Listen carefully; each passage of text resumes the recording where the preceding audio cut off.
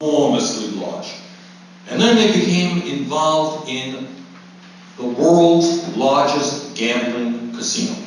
Except they're not playing roulette, they're not playing craps. What they are playing with is the most unbelievably complicated financial transactions in the history of the world. And they're dealing with these super fast computers, so that you make a fraction of a penny on a transaction, multiplying that by billions, you make a whole lot of money. And nobody knew what the hell they were doing to begin with. But we knew that they were dishonest, they were liars, they were greedy, and they were reckless. And then these same people, after they drove this economy and the world's economy into the edge of financial abyss, then these people who hate government, who think government is evil, get the government off of our backs, they came running to the United States Congress. They came crawling for their welfare payments. Not to feed hungry children, not to provide health care for their parents, but to bail them out. And then the United States Congress did just that. I didn't vote for it, but it did. $700 billion bailout to the people who really hate government so much. But they did accept that, reluctantly, they did accept that $700 billion. But what you don't know, and most Americans say, well, that was the Wall Street bailout, and what it is. That wasn't by any means the extent of the bailout.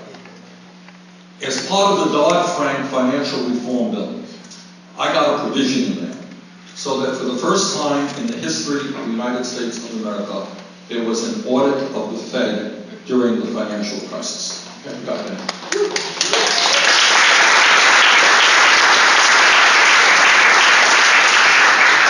And the GAO, the Government Accountability Office, did the study, and this is what we found. What we found, what was made public, is that during that financial crisis, the Fed lent out at very, very low interest rates, 0.25%, 0.5%. Hold on to your hats. $16 trillion. Even in Washington, $16 trillion is a lot of money. In a revolving loan fund that went to every major financial institution in America. You're happy to know central banks all over the world. Large corporations like General Electric got their welfare payment as well. And in addition to that, certain wealthy individuals were able to get these low interest loans. Now, I'm a member of the Budget Committee, which deals with these kinds of things. And after the financial crisis, we didn't know the exact nature of these loans that were done. But Ben Bernanke, who was chairman of the Fed, came before the committee, and I said, no, Mr. Chairman, I understand you've lent out a huge amount of money. Could you tell me who received it? He said, no, I can't tell you. And I said, well, I think there are folks in Vermont who would love to have these low interest loans. There's a 1-800 number that they can call to get it. Or do you have to be a greedy, dishonest, illegal bank that people applicants to get it? And he didn't answer that. But we did get that language in the bill, and the information was reviewed. But we also asked for another study.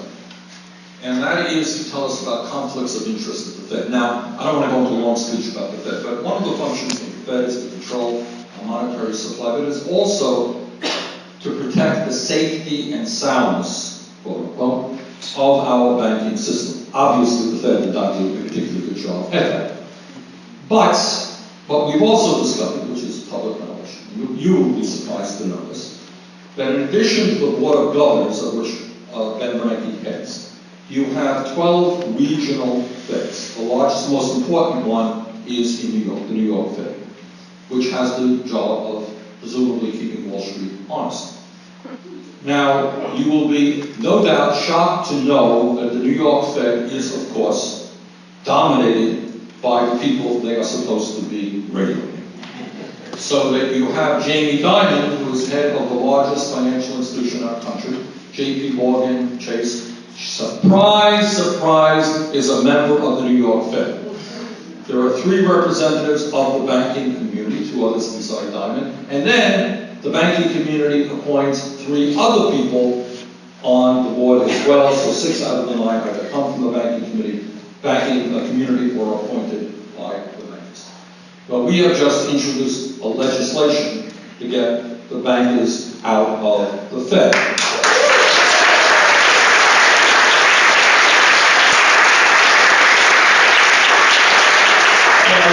I raise this issue, and it's an important issue, is that until we end the business model of fraud and greed and gambling that currently exists on Wall Street, until we get our financial institutions to start lending out money to small and medium-sized businesses who actually produce products and services rather than make their money by gambling, unless we begin to do that, we're not going to create the jobs that we need in this country. So